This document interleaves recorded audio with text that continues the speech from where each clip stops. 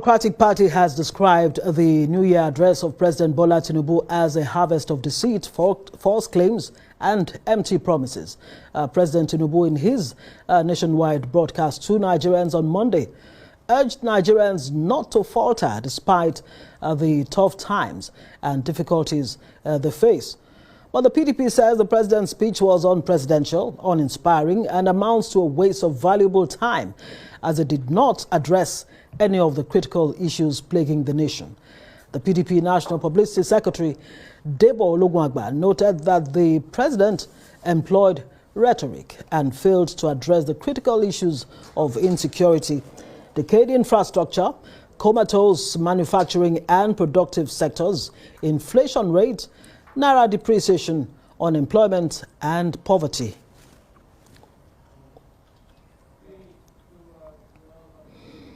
Well, for more on this, I'm joined in the studio by Abdullahi Ibrahim, the Deputy National Publicity Secretary of the People's Democratic Party.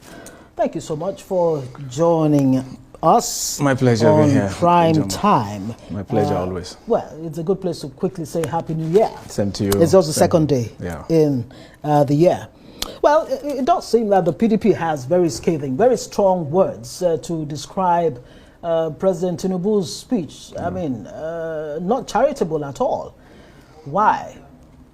You wouldn't expect words that will, placate, if you like, the presidency, or words that will confirm that we are in support of what has been happening to Nigerians this last 7 months or so. It's because of the civility that characterize the party PDP and the decency with which we operate. Otherwise, there are better adjectives to describe the shenanigans that we see these people doing and the way they have managed this country, within this period in question. It's just because of our ways of approaching things, and we have looked at it. Look, we need to behave within the confines of civility. Otherwise, there are worse adjectives that describes the falsehood, the lies, the deception, like we have described. That we have your grouse with the president, does it have to do with the 7 months that he spent in government, or that particular speech? What exactly? Everything around him, issue? But the bone of contention now is the speech. But we have not agreed with them from the beginning, right from the days of President Muhammadu Buhari in 2015 down to this period in question. We are still contending, as it were, with these forces of darkness who have decided to inflict penury on Nigerians. When you say forces of darkness? Of course, you recall. I'm talking about the mess that this country of ours, which you and I live in, have come to grapple with. We are not too surprised about Bola Tinubu. He said in the build-up to his campaigns, the election, that he was going to continue with what President Muhammadu Buhari was doing then. And if after 4 or 5 months in his government, he has realized that, or rather revelations coming from the committee he constituted, has revealed that the worst government to have superintended over this country called Nigeria since independence was Muhammadu Buhari's. And then he had pledged he was going to continue with what Buhari was doing. Then your guess is as good as mine. It's unfortunate, it's sad. We are not too surprised. We knew that it was not going to be, a government of regret. And Nigerians are already seeing it. And coming to tell Nigerians in the new year these things, they are lies from the pit of hell. Nobody is taking it. What are the specifics really that, you refer to as lies? Number one, the president started by saying, look, Nigerians, I do understand your pain. And I can imagine that you're asking yourself, was this the renewed hope that I promised? But just be a little patient with us. Is it fair, really, in 7 months to decide that this government is already a failure? You would have to set the foundation of a good government if you are truly determined. Our problem first has to do with the comprehension of the president of the enormity of the problems before him. The government of APC has not even come to appreciate the enormity of the burden Nigerians are contending with, as it were. No thanks to the 8 years of Muhammadu Buhari and the continuation, as we have come to see, of Bola Tinubu. In less than a month into his government, he withdrew the subsidy, and he had no plan. You will have to have a plan, in place, which is comprehensive enough to explain to Nigerians that you truly even appreciate, the problems, the amount of burden before you. But it has come clear before every discerning mind that these people do not even appreciate there is a problem. Forget about but flowery. You recall that the National Security Advisor, Nuhu Ribadu, actually made a statement in the dying days of 2023 that this government inherited a bankrupt economy. Was the government not in place? Alongside other really terrible situations. Were they all not in this country when these problems were manifesting day in, day out? And some of us in the opposition were shouting on rooftop that these problems have, risen to that level. But for Nuhu Ribadu to come and say it, it's rather belated. What we are interested in, where are the mechanisms? What are the strategies in place to address this hydra-headed monster? It's not enough for someone to come and read, well-scripted speech prepared by his you agree speech it writers. Was well-scripted? Yes, it was well-scripted, but even he himself does not understand the terms that are presented there for him to read.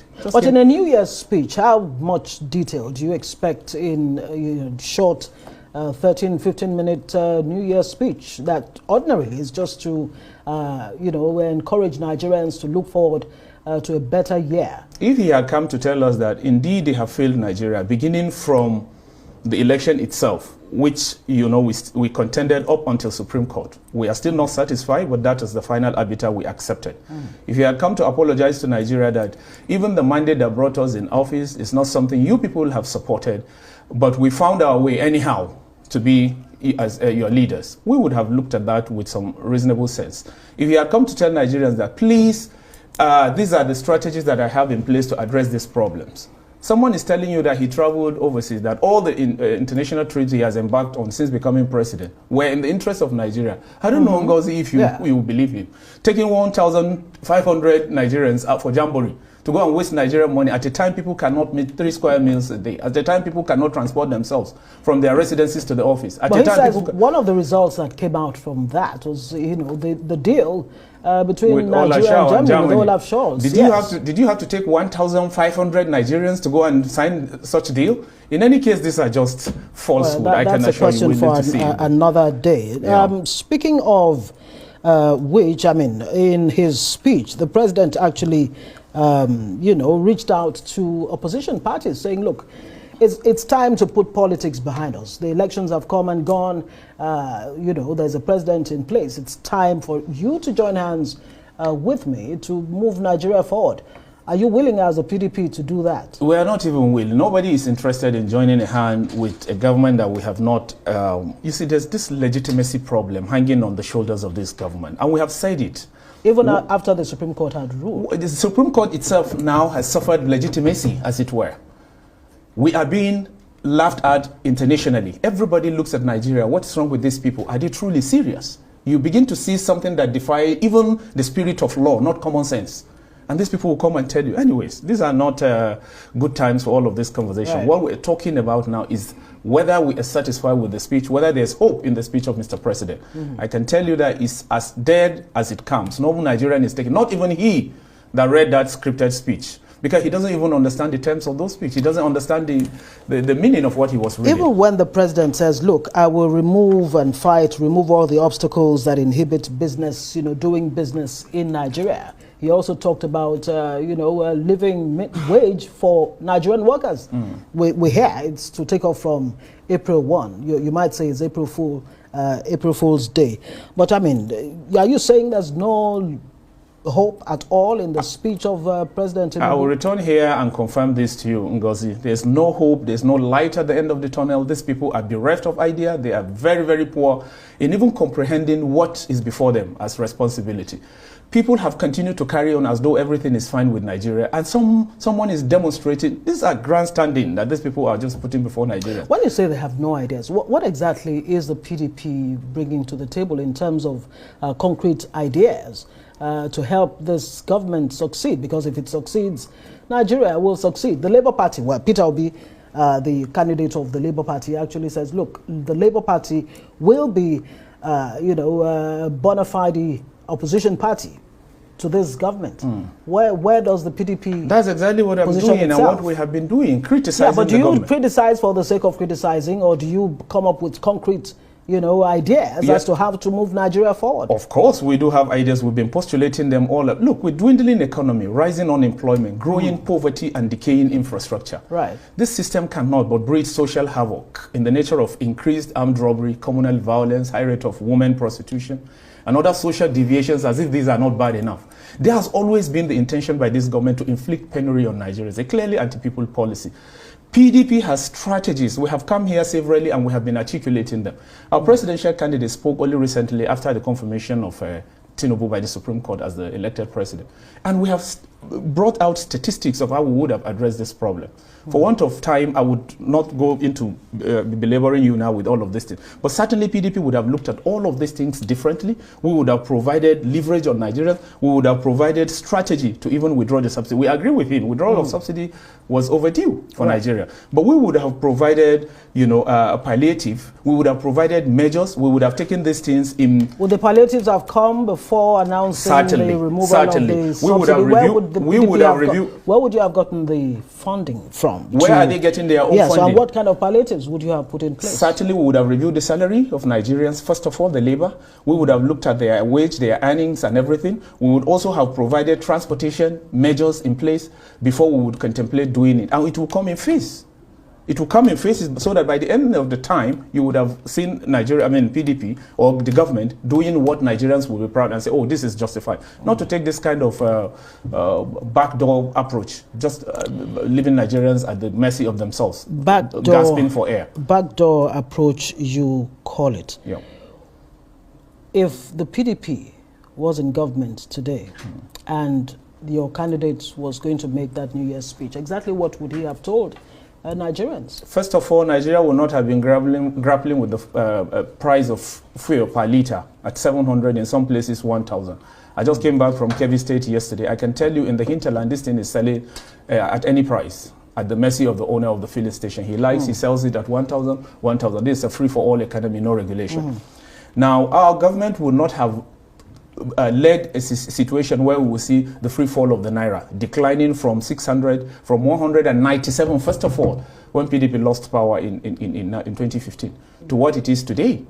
I mean, the figure is known best to you. I don't know, because every other second it increases. We will not have been going to the market to buy the price of oil at 700 Naira, like I told you. What would it have been? It will still have remained what it is. Okay. It certainly would have remained what it is, to ensure that first measures are put in place, coherent measures that will assuage first the suffering of Nigerians, then before we talk about withdrawing the subsidy. Respected Nobel laureate Wole Soyinka recently said, look, it's unfair to judge any government, less than a year being in power.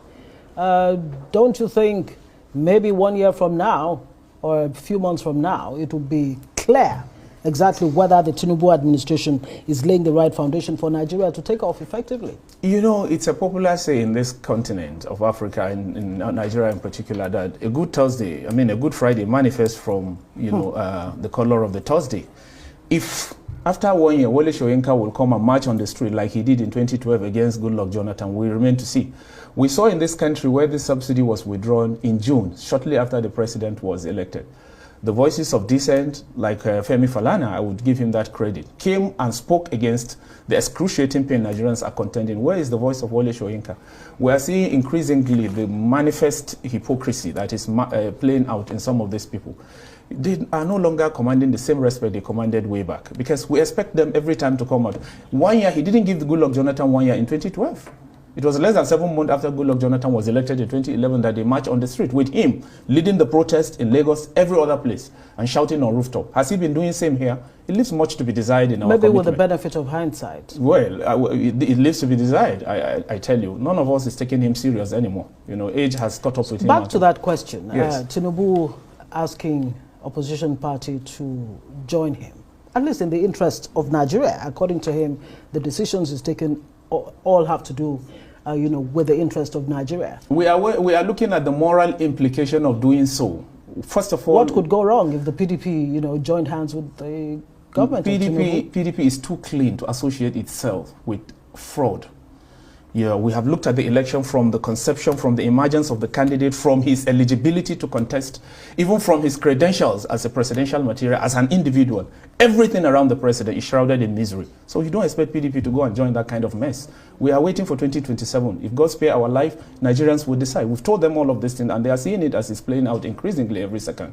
Will the PDP join a coalition? We are not interested. Nobody is going to join the coalition. The only person who was in PDP, who you people would think we have sent, is the sitting minister of FCT. We have no business with him. He has already sent himself out of PDP, and we bid him farewell. And this is just where I'll have to bid you farewell and hope to see you again sooner than later. Thank you so much for joining us on Prime Time. Abdullahi Ibrahim is the Deputy National Publicity Secretary of the People's Democratic